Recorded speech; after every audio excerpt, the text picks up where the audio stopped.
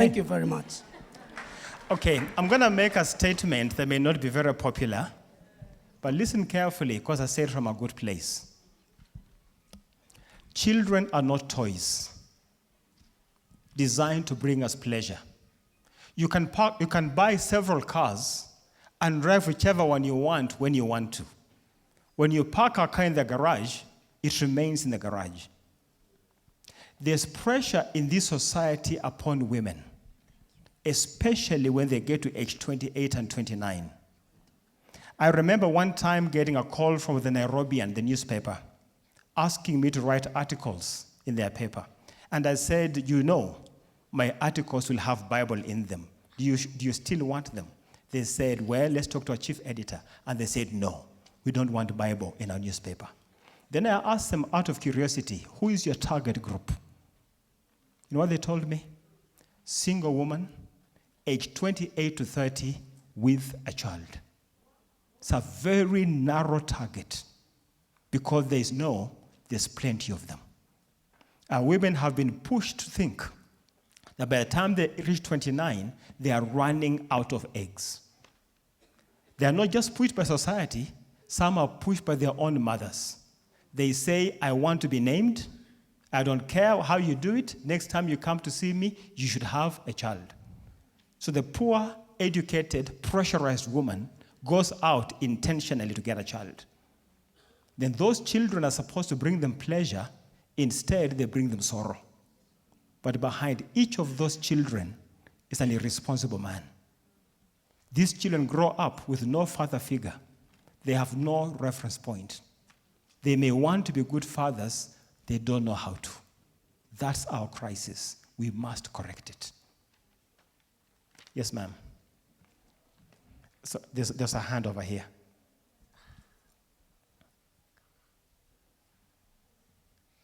Thank you, Dr. Mine is actually not a question. It's a challenge. Having observed over quite a number of years, I've worked very closely with Pastor Simon Bevy for the last 7 years in the area of masculinity. What you have said, those are facts. Facts don't change. Yeah. The research that you have done, those are facts, they don't change. But the question is, we have heard you, we have listened to you. What are we going to do with what we have heard from you? Okay. Because quite a number of people are speaking to us. The media are selectively choosing because of what they want to market. It's good, it's right what you have said. But the many of us who are hearing such powerful speakers, what are we doing with the information that we are getting? A number of us are very influential where we come from, be it the churches or the community. The knowledge that you have got, unless you put it to action, will just go to waste. We will still cry about our husbands, we will still cry about our sons, who, incidentally, they also know what is wrong with them. Yes. But they don't know how to get out of there. So the question is that action point that we need. Yes. I have been a witness of men being transformed. Out of the 18,000 men that Pastor Simon Bevy has signed, a number of men have been transformed, and you are looking at one of them. Yes. So if this transformation can take place because of some action point, that is where each and every one of us need to do it. You are in a church, you can influence.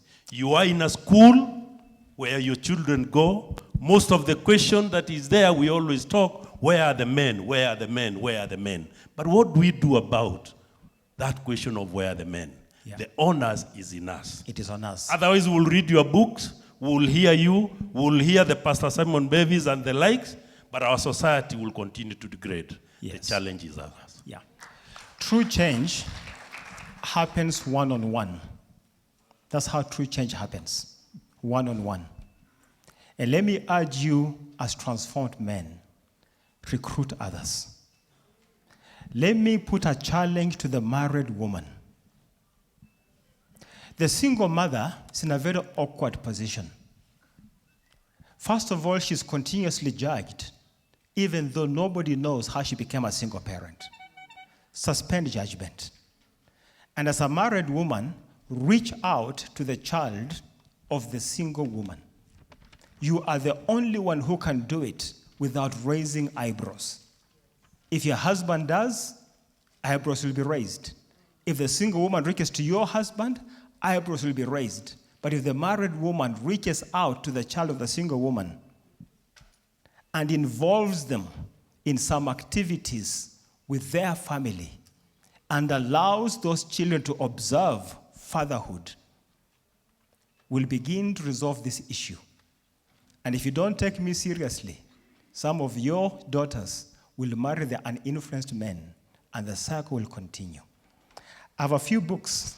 If anybody wants a copy, I'll be seated there for just a few minutes, and afterwards, we'll be gone.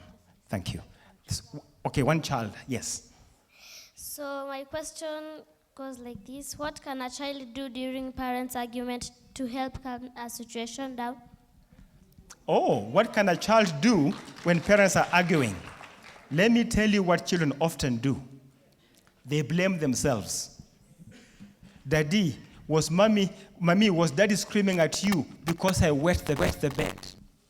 Is mommy upset because I broke the glass? They take responsibility. Children don't take responsibility for your parents. That's number one. You are not the reason why they are quarreling. Number two, sit down with them. Don't lecture your parents. You have to honor them. But you're allowed to ask them hard questions. Mom, why are you always screaming at Dad? Dad, why did you slap Mom yesterday? I thought you loved her. When you ask those kind of questions, your father's heart will begin to change. Do not be rebellious. Be obedient to your parents, but do not take responsibility for.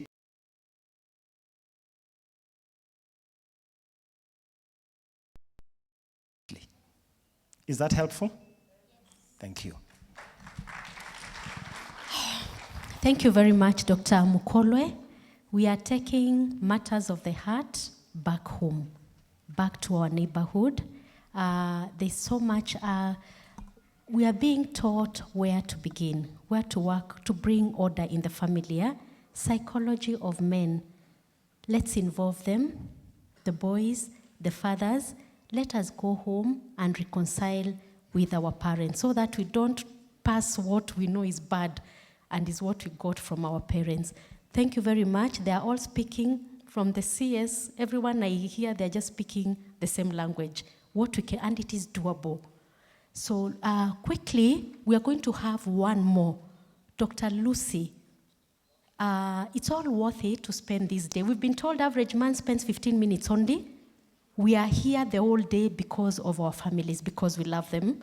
So let's have Dr. Lucy come to take like 20 minutes so that at 2, we break for lunch. Is that okay? And then we come and listen to 2 others. It's all worth it. And then we wind up the day. Is Dr. Lucy in the house? Oh, she is, eh? Dr. Lucy Muturi is a clinical psychologist, and she's going to speak about family and health, and the focus is mental health. We are seeing where we are rating in terms of depression. It's serious, eh? Mental health. And she was trained in the US. Her doctorate dissertation titled Self-Gifts with Marriage Preparation Programs brings together her passion for the human mind, human behavior, and theology. She has worked in various settings, such as community health centers and in private practice, with clients of all ages, gender, religion, culture, and socioeconomic status. She provides therapy for individuals, couples, and groups, and is competent in dealing with a wide variety of mental disorders. She's currently working as a consultant at Strathmore University Medical Center and is a postgraduate studies lecturer at the United States International University. In her journey to attaining a doctorate in psychology degree from the Institute of Psychological Sciences, she graduated with honors with a Master of Theological Studies from the John Paul Institute for Studies in Marriage and Family in Washington, D.C. She holds a Bachelor of Arts degree in Theology and Psychology from the Franciscan University in the U.S. Karibu Daktari. Let's welcome her with a clap.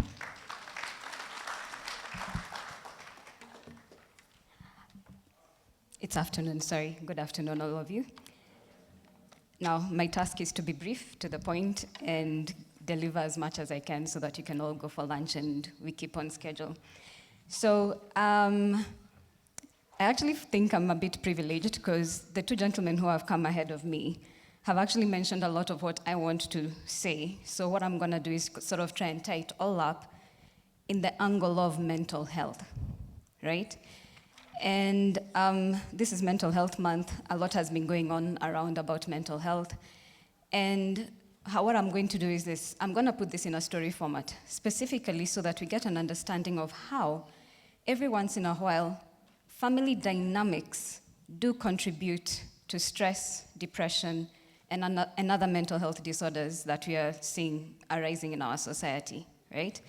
Then after that, I'll move on to see how the family can support people who are suffering from depression, and then tips generally on how we can all actually try and maintain our mental health. So I give the story because it's just easier to put things together. So let's imagine we have this 27-year-old young lady called Nancy. It's a Wednesday morning, 9 a.m. is when she's getting up. She's college educated, have a degree, but she's home. And she's struggling to get out of bed. Now, this trend she has of struggling to get out of bed has been going on for a while. And she's no longer interested in life per se. She puts on music. It no longer gives her the joy that it used to give her. If you talk to her, she just is in a general low mood. She's not necessarily sad. She's just low. She wakes up tired, goes to bed tired, and her day is a bit all over the place, right?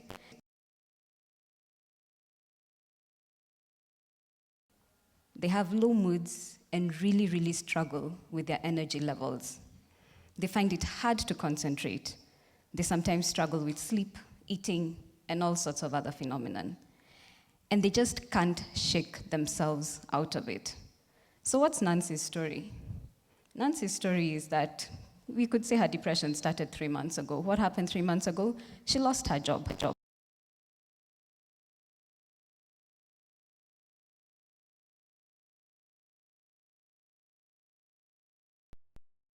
Very, very important, right? So she gets out of university, first class honors, has a job, and she chooses to actually work with a small company because it talks to her passion, and she also sees very many opportunities arising out of that. In the 4 years she has been in that company, things have progressed, and she actually gets to a point whereby the company is expanding, and they ask her to actually take the lead in a certain department. Now, she's an overachiever, and she trusts her parents, so she goes and asks them, should I actually take the job or not? Because when I look at what I'm being asked to do, I think there's a lot that I still don't know, and this might be a very stressful job. Now, her father is her role, who has sort of pushed her academically, and he looks at her and says, you know what? Don't be scared of hard work. Push on.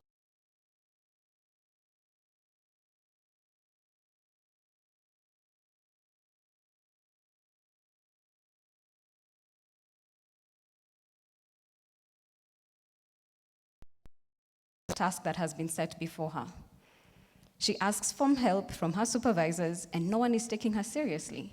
So yes, 3 months later, her department crashes, the business loses a lot of money, and she's sent out, and she's the one blamed for what has happened in the institution. Now, in those 3 months, she has not told a soul that she got fired. How on earth do you stand in front of your parents who have raised you and told you how brilliant you are, and are always proud of every academic endeavor you've accomplished? How do you stand in front of them and tell them you got fired? You're the shining star in that family, not only your nuclear family to your siblings, but even to your cousins. You know, you're that cousin everyone mentions. You should be like Nancy. Are you seeing how Nancy is doing well? Go and ask her how she got where she is. So this is her story to people as to why she doesn't go to work anymore. I'm starting a business. I got tired of what I was doing. I'm going to start a business. In the 3 months, she has not registered for a company. She actually has no intention of starting a company, but she needs to save face. Because how does she tell people, I actually failed? Now, why is it that she's struggling so much with all this? Some of it comes from the family dynamics. As I said, her parents have been very keen to make sure she does the best academically. Now, unfortunately, some of the ways in which her father has used to push her to be the best academically has been that this child, even if she comes with an A home, her father looks at her and tells her, you can do better. It's not a congratulations, it's not good work, you can do better. So somehow she always has the sense of, I'm not yet good enough. I'm not yet good enough. When it comes to mom is also just as pushy. You're a woman, and now this world has become a woman's world. The men out there are not going to be kind to you, so work hard. Show yourself to be the best, because that's the only way you're going to get their respect. When it even comes to things that maybe she does at home, you know, life skills, mom is a perfectionist because she wants the perfect daughter. So she can wash dishes at home, and mom comes and rewashes them because you're such a silly child. How don't you know how to wash dishes by now? Right? So now at 29, she's a failure, and she can't tell a soul. And somehow, because in her work she has failed, she feels she has failed as a person. And she can't face anyone. But what started as undue stress in the workplace has become so overwhelming in the failure that she has actually gotten into that it has actually triggered a depressive episode, which is out of her control. Because depression, once it strikes, it's out of people's control. That's why you can't entertain someone who is depressed. They won't laugh with you. They can't. They don't see the joke in whatever it is that's going on, right? So all that being said is to say that family dynamics, the family environment in which people grow up, will either help them be resilient in life or can actually cripple them when they face the different challenges in life.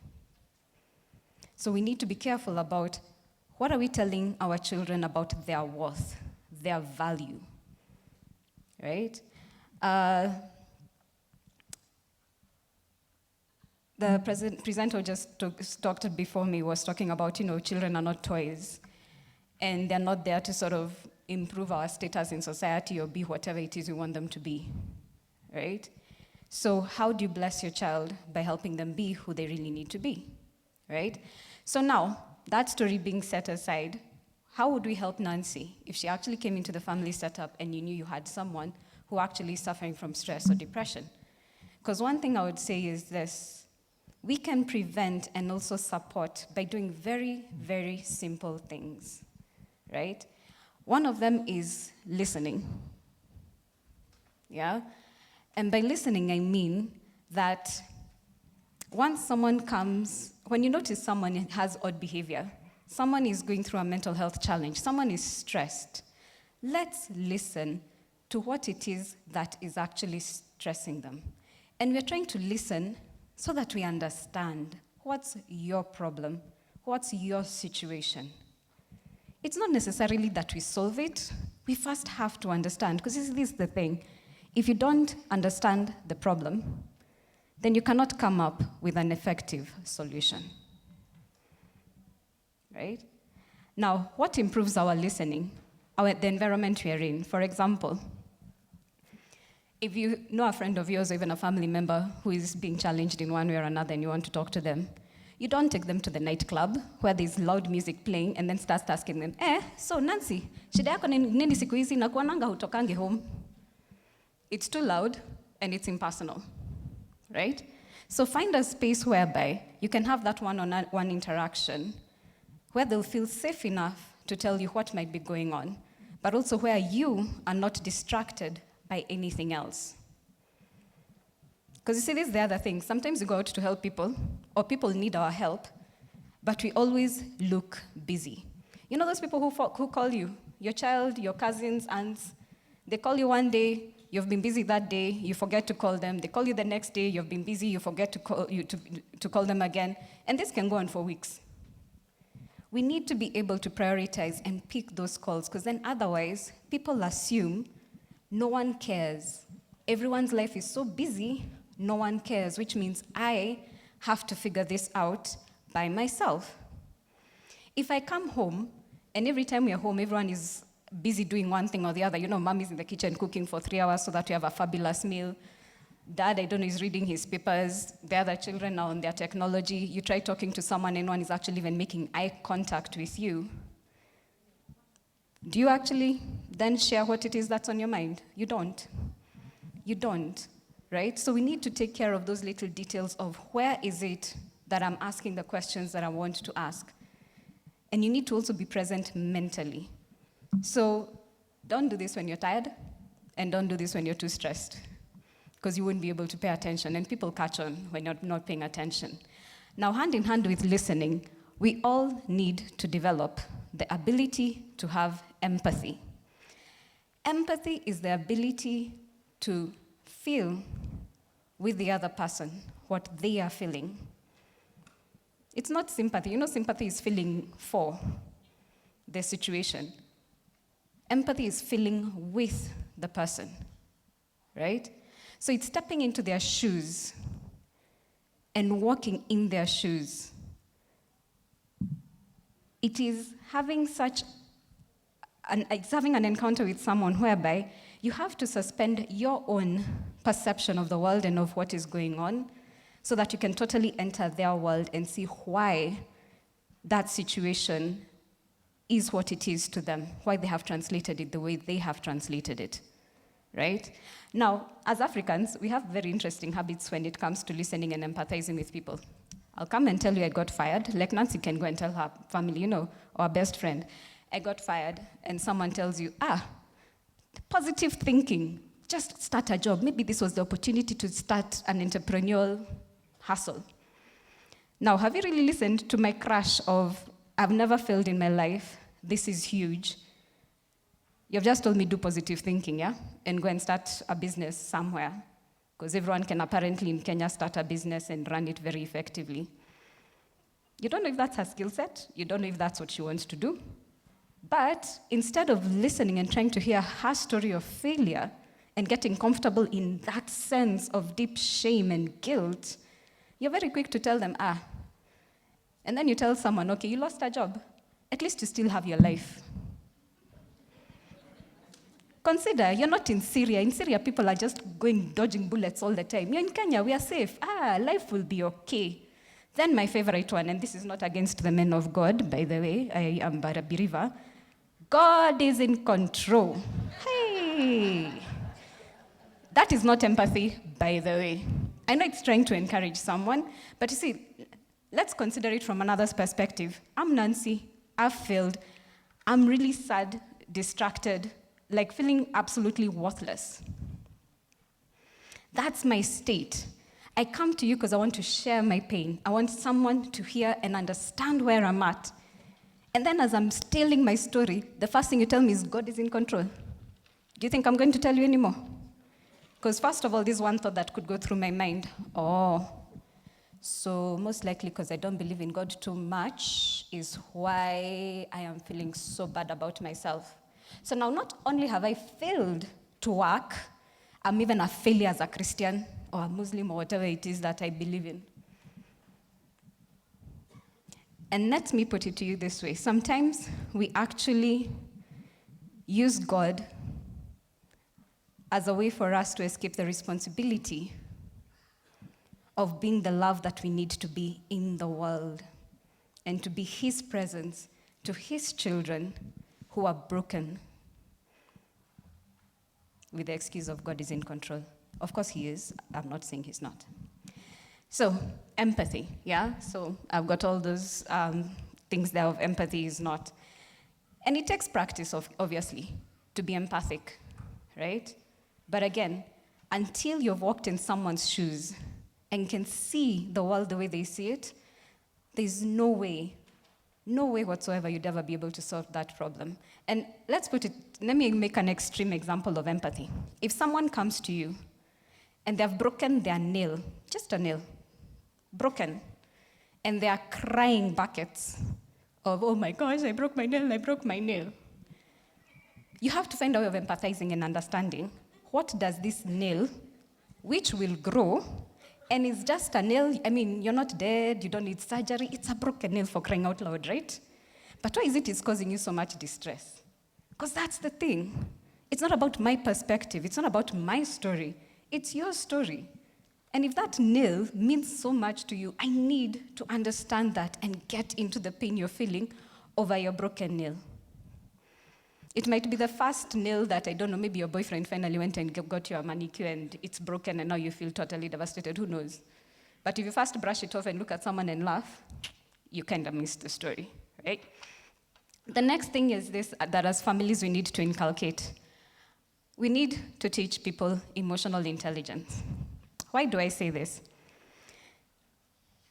When I was growing up, when we were becoming teenagers and highly emotional girls, I remember in high school, we all sat down and discussed how we were crying over everything. You cry when you're corrected, you cry when someone just sort of looks at you a bit off, you cry over anything, and it was getting a bit frustrating. And then we also discovered every time we cried, because our mothers were maybe just telling us, you shouldn't have done this, we would all start crying, and our mothers would all do the very same thing. They'd all look at us and tell us, why are you crying and I've not beaten you? Come here, I beat you so that you have something to cry about. Now, my problem with that is this. I was crying because I'm having an emotional experience.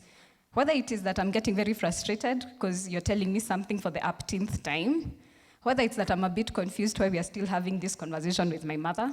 But you see, instead of you telling me you're confused, you're frustrated, and that's why you're crying, you tell me it is not logical to be crying over what you're feeling. The only reason people cry is when they're beaten.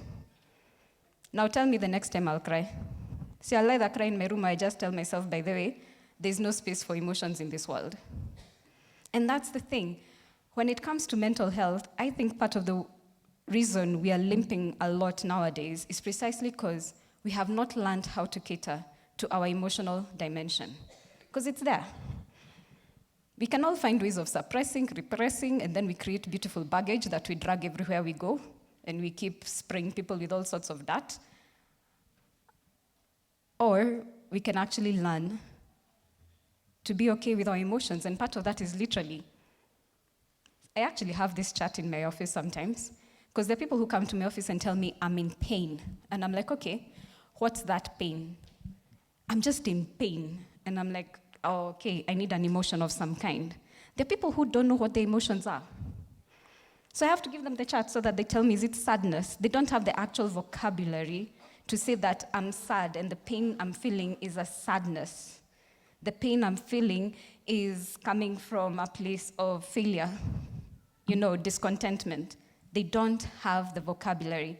So as parents, as you train your children in all sorts of things, please, please give them an emotional language. Help them be open to that emotional space they have, because our emotions actually do tell us a lot about our world and who we are, and guide us a lot in many, many things, right? Then, finally, very quickly, there's that chart of how all of us can maintain our mental health, yeah? So talking about your feelings is very important, keeping active, eat well, yeah, caring for others, keeping in touch, drinking sensibly, yeah? That's something we can all do, and actually purpose to do all the time, just so that we're emotionally healthy. And maybe one thing I would emphasize in that is this. We all need to start really working on having genuine friendships. I don't know if it's that we have become all into networking, whereby you contact people and you talk to people when you need something from them. You need to be connected to someone within their network. Let's stop that and start actually having genuine friendships, or at least have genuine friendships, as you also have those networking people around you. Because you see, we heal and we manage to move on when we find a safe space to discover who we are and discover our own solutions to the problems we are having, right? Over and above that, I'll also then piggyback on something the last speaker said. For those of you who are parents and are married, please, please, please, please watch your marriages.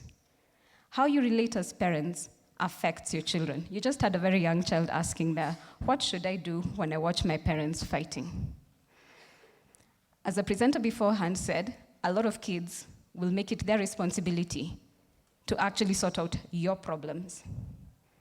Now, how much stress have you just given a child? And what responsibility have you just given that child for the welfare of your marriage and therefore the family? Because I see a lot of kids coming to my office totally anxious all the time because they have spent their lives sorting out mom and dad. And when anything happens in that house, they feel always super responsible. It's not a child's responsibility. But also, you're having a marriage that is functional helps them figure out their identity, keeps them safe in the world, because they know the two people who created them are still together. It's like having your foundation stone still right there together. When that separates, it causes a problem, right? Okay, I'll have one question so that you can go eat.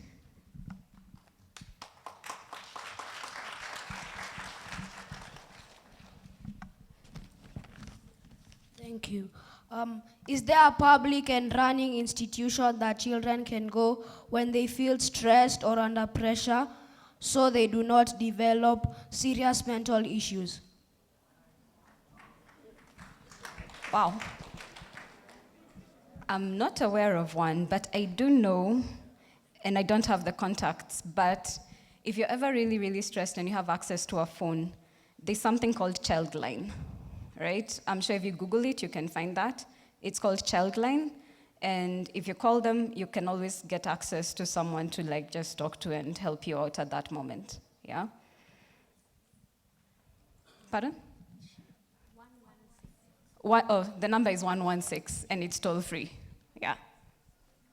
So I'm sure there are many other spaces, I just don't know them. My name is Felista Jenga, and it is a challenge to us, we parents, me being one of them. You with your family, you can stay with your family. And one person, or your husband, or your wife, or your child, comes to you and tell you, Mom or Dad, I'm going to hang myself. Most of us, we tell them, even you are late, why don't you do it right now?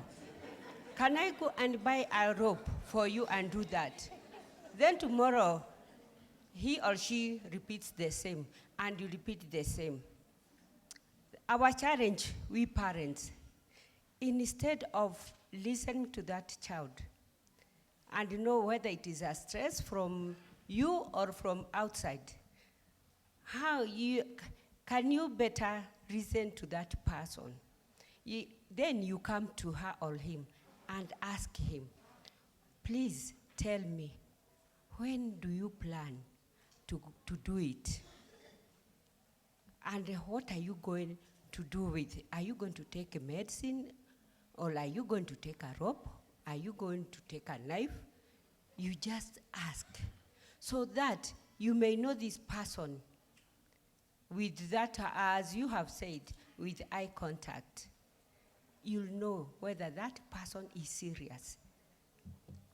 And now you have to look, if you cannot give a counseling, you have to very, very, very emergency. You look for a counselor. Where can you get a counselor nearby? So that they can talk to that son or to child. That's why you so many things. Killing one another, because that person has been saying, I will kill you, I will kill you. But you don't take time or think, or you manage that person, his or her depressed way. So I think this is the right time, and I'm very happy, because if we had been listening to those people who killed, who have been killing, I think we could have reduced. Thank you very much. Thank you for that comment. I'm actually just going to emphasize one thing about the whole suicide thing. I know when I was growing up, it was definitely a joke. If someone wanted to commit suicide, you give them a rope and told them, go ahead. And it was meant to be reverse psychology. It was meant to be testing how serious you are. It was meant to kind of get you back to your senses. Let me put it to you this way. Nowadays, it doesn't work. A lot of people who are threatening to commit suicide are actually really, really serious about it. And if they're telling you, it's their way of telling you, I'm in trouble, I really, really need help.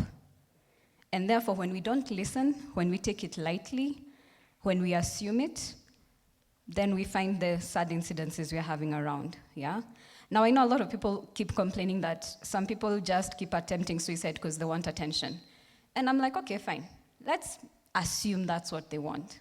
But doesn't that then mean whatever attention they're getting is not what they're looking for? So they're actually calling you back to tell you, hey, you're not really paying attention to me, and I need your attention because there's something going on. Right? Okay.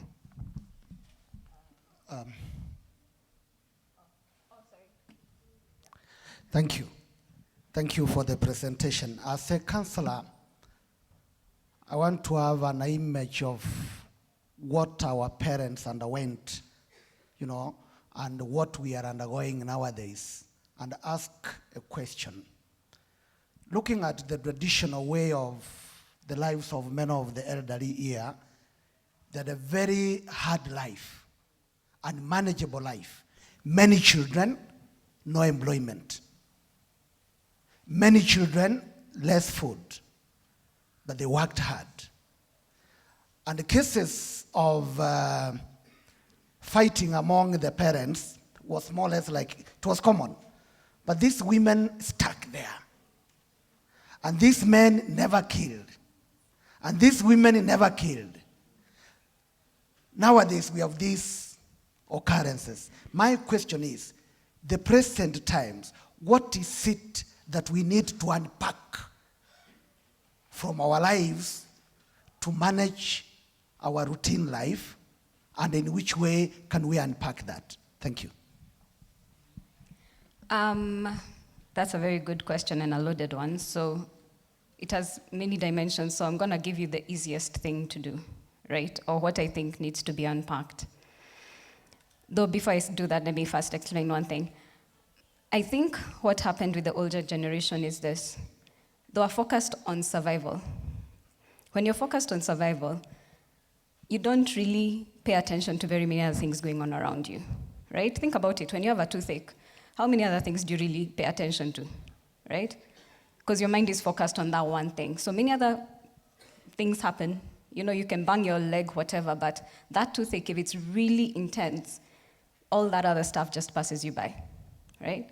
So we are having also a generation that doesn't have that kind of stress. We have moved beyond survival, which therefore means people are now paying attention to other things, especially their emotional space.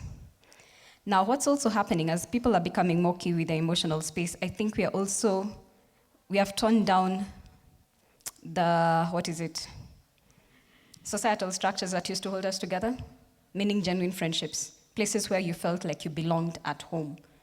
So I go back to, we need to form solid relationships with each other, right? Siblings, between siblings and their parents, friends. Places where it's safe enough just to be yourself and to work through what it is you need to work through. Now you're asking, why are we having also a generation that has turned to killing? And I'm wondering, and this is honestly a hypothesis, what if it is that these children grew up, yes, watching a lot of violence with their parents, which happened, and no one killed the other, fine. But what if they have more pent-up anger than that, and the only way they know how to release it is this way? It's an extreme, but it's a build-up, generation to generation. It's just something that has crossed my mind. Yeah. So let's work at relationships.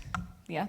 So can I go into this side? Let's have Evelyn and one more person, and then we're going to break for lunch. Sorry to keep you from lunch. But Lucy, you know that I work with many young people.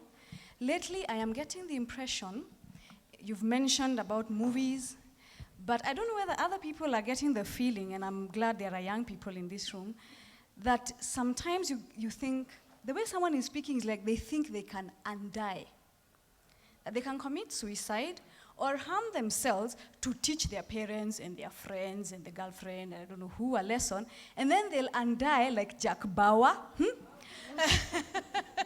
And because they are watching a lot of series, the kind of music they're listening to, if you're lucky enough to be able to catch the lyrics, there's a lot of, like there's a song I thought had very nice beats. So I asked somebody, but then what is that word that they repeat? Because me here, fly, fly, fly, I was told, no, it's die, die, die.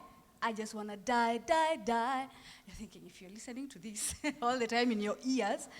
So I think some of the influences they are going on, they're in an environment that has devalued life.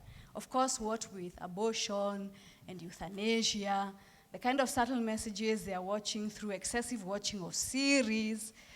So besides the nice explanation you've given, I don't know whether others are getting that impression that they're taking life casually. It actually has become pretty casual, the whole discussion of suicide. And I'll just comment about one group of people, because this is not everyone's thing.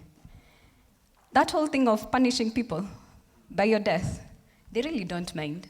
They know they're not coming back to life, but the pain they know they'll have caused you is enough for them to die in peace and be happy.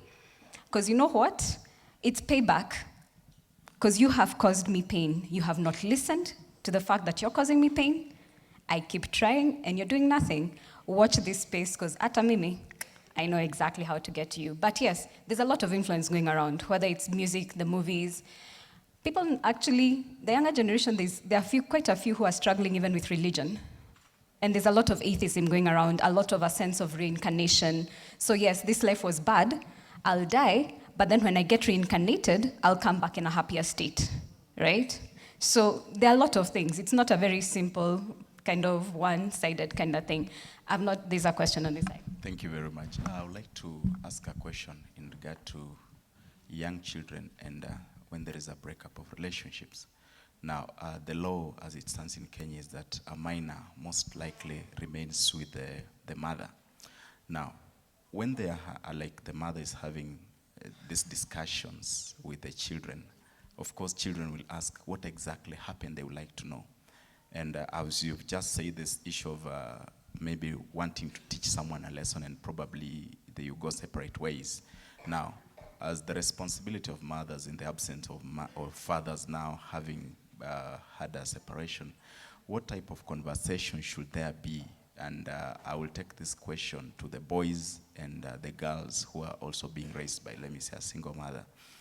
Because you find that children, as you've said, will start blaming themselves, probably with the cause of why we broke and all that stuff.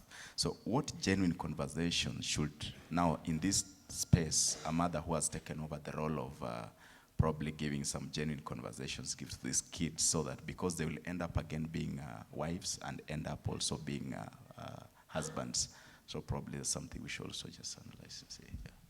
One thing I always tell people, please just give the honest to goodness truth. Don't create stories. You know, people go creating stories of, oh, your father died, that's why you've never seen your father, or whatever, whatever.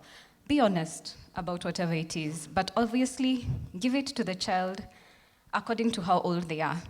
You know, you don't tell a 3-year-old certain information, which you would generally give a 13-year-old or an 18-year-old, right? So have honest discussions, try and allay their fears, but always make sure that you make them understand it's not their fault, and because their parents are not together does not diminish who they are as persons or make them less lovable.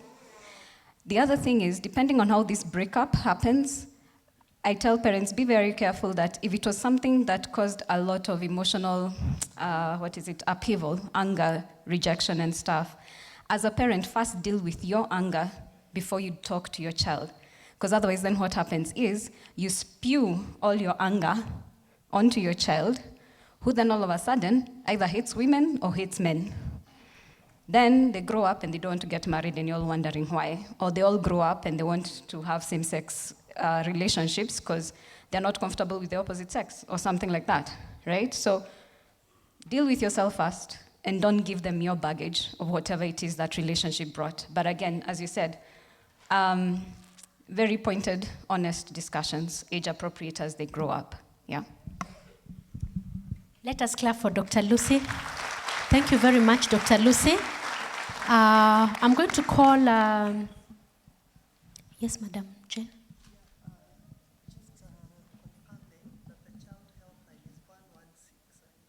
Oh yeah, the child helpline is 116. One word to take home from Lucy, Dr. Lucy, empathy. May God help us to go home to listen more. Listen to ourselves, listen to the families, so that we can empathize. And it helps us really, because that is really what we all need, people who can listen to us. We are going for lunch now. We'll break for lunch. What is the time? Yeah, it's. By the way, this is a lot of empathy. For you to have left what you're doing to come and sit here the whole day, in itself. Can we clap for ourselves? Great. We have done well.